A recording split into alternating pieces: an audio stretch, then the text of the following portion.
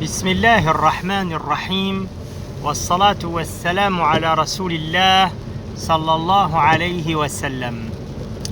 Alors ce soir, on va écouter une histoire incroyable.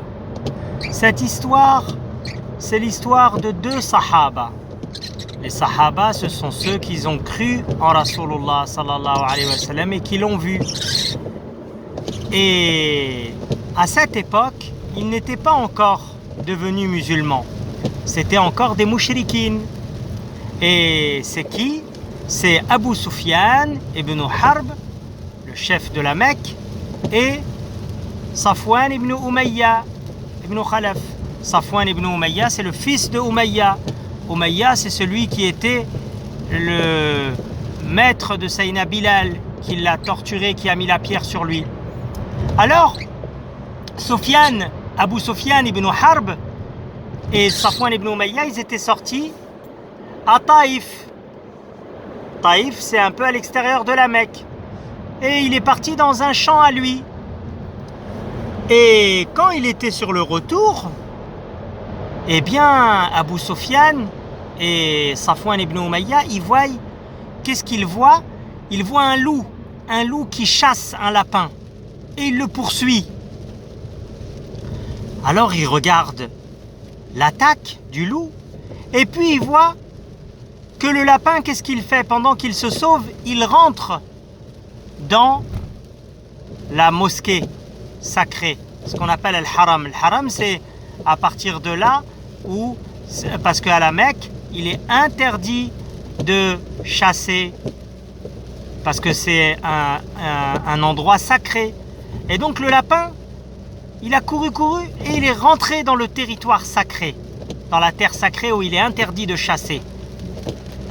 Alors, quand le loup il a vu ça, il s'est stoppé et il a laissé partir le lapin.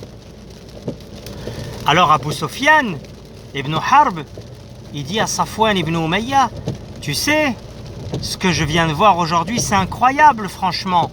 Un loup qui poursuit un lapin, il allait l'attraper, mais quand le lapin il est rentré dans l'endroit sacré, où ça commence l'endroit sacré qui va jusqu'à la Kaaba, le loup il s'est arrêté.